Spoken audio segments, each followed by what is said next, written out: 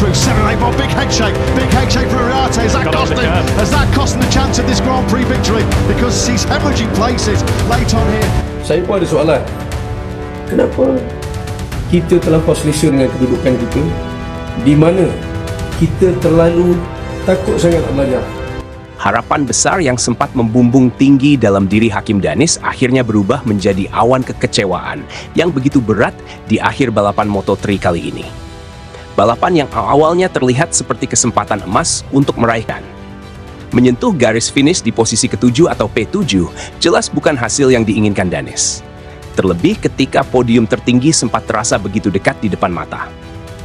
Bagi pembalap muda seperti dirinya, hasil tersebut terasa seperti kegagalan memanfaatkan momentum terbaik sepanjang akhir pekan.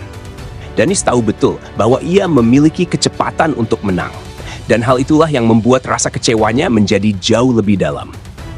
Jika melihat kembali jalannya balapan, sebenarnya Danis tampil sangat menjanjikan sejak awal race dimulai. Ia mampu bertarung agresif di grup depan, menempel ketat para rider papan atas, bahkan beberapa kali terlihat menjadi pembalap paling berani saat duel posisi di area pengereman. Momentum besar akhirnya datang ketika Danis berhasil mengambil alih pimpinan balapan. Pada titik itu, suasana paddock mulai berubah. Banyak pihak percaya kemenangan pertama sangat mungkin diraih pembalap muda Malaysia tersebut. Ritme balapnya terlihat kuat, motor KTM miliknya tampil kompetitif, dan kecepatannya di trek lurus membuatnya tampak sangat berbahaya. Semua terlihat sempurna. Jika Danis mampu menjaga konsistensi, mengatur manajemen ban dengan tenang, serta bertahan cerdas di grup depan, podium pertama bukanlah sesuatu yang mustahil. Namun Moto3 adalah kelas yang kejam. Memasuki lap-lap akhir yang krusial, tekanan mulai terlihat jelas di wajah dan gaya balapnya. Ketika rider lain mulai bermain lebih sabar dan menghitung momentum, Danis justru terlihat semakin memaksakan ritme. Ia terlalu agresif mempertahankan posisi. Beberapa kali racing line-nya mulai melebar. Ban belakang terlihat mulai kehilangan grip akibat terlalu dipaksa sejak pertengahan balapan. Dan ketika ritme motornya mulai menurun, lawan-lawan di belakang langsung memanfaatkan situasi tersebut. Posisinya perlahan mulai disalip satu persatu. Dari pemimpin balapan, Danis terlempar keluar dari grup podium hanya dalam beberapa lap. Dan pada akhirnya, ia harus puas menyelesaikan race di posisi ke-7. Pukulan mental itu terasa sangat berat. Sesaat setelah balapan selesai, kamera paddock langsung menangkap momen emosional Danis. Ia berjalan menuju garasi dengan langkah sangat lesu. Tidak ada ekspresi marah, yang terlihat hanyalah wajah kosong penuh kekecewaan. Tangisnya akhirnya pecah di dalam paddock. Seluruh tekanan, ambisi, dan harapan yang ia bawa sepanjang balapan seperti runtuh dalam satu momen. Bahkan beberapa kru tim terlihat mencoba menenangkan Danis yang nyaris pingsan akibat shock emosional dan kelelahan mental yang luar biasa.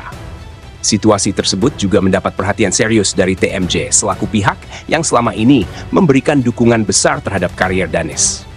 Mereka dikabarkan kecewa dengan hasil akhir tersebut, namun tetap meminta Danis segera bangkit dan menjaga fokus jelang seri Moto3 Mugello berikutnya. Namun, jika dibedah lebih dalam, kegagalan Danis kali ini bukan sekadar soal teknis balapan. Ada faktor psikologis yang sangat besar di balik semuanya. Salah satu tekanan terbesar yang dipikul Danis adalah ambisi untuk mengungguli rival utamanya, Veda Ega Pratama. Rivalitas dua pembalap muda Asia Tenggara ini memang mulai berkembang menjadi salah satu cerita paling panas di Moto3.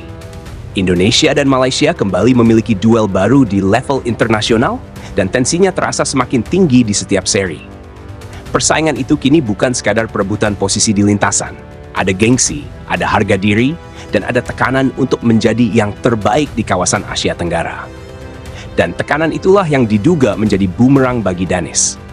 Ketika ia mengetahui Veda perlahan merangsek naik dari posisi ke-20, tekanan mentalnya disebut meningkat drastis.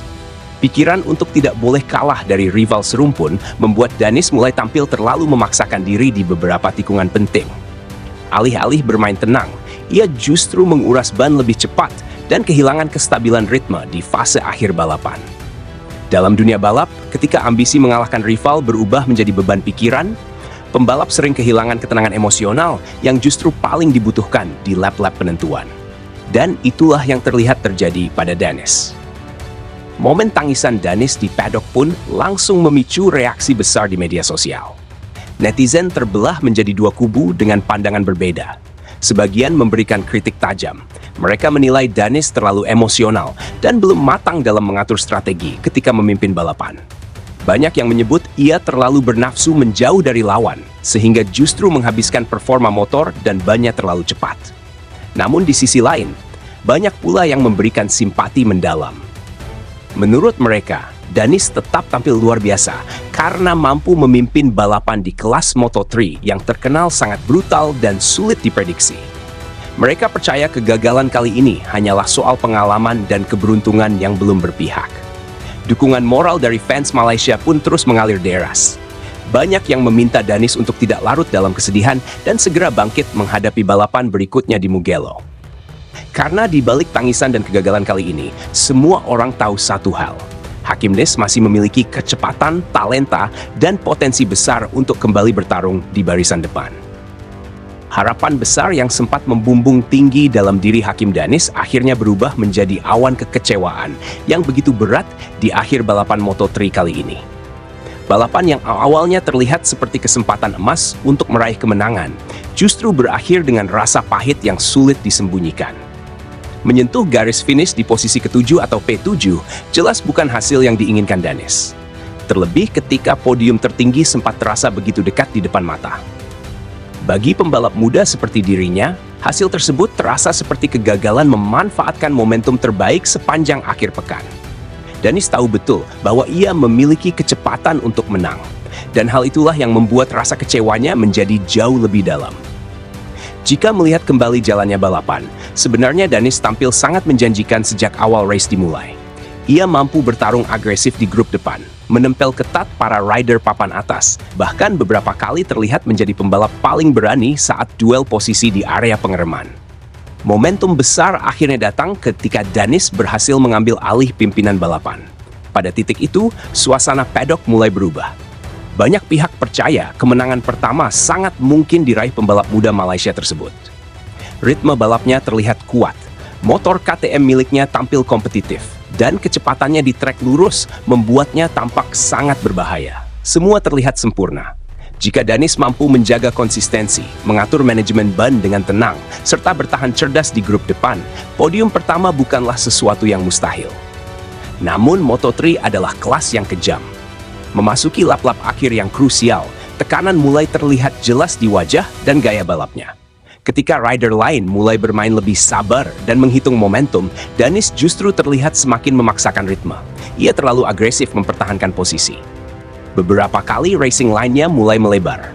Ban belakang terlihat mulai kehilangan grip akibat terlalu dipaksa sejak pertengahan balapan. Dan ketika ritme motornya mulai menurun, lawan-lawan di belakang langsung memanfaatkan situasi tersebut. Posisinya perlahan mulai disalip satu persatu. Dari pemimpin balapan, Danis terlempar keluar dari grup podium hanya dalam beberapa lap. Dan pada akhirnya, ia harus puas menyelesaikan race di posisi ke-7.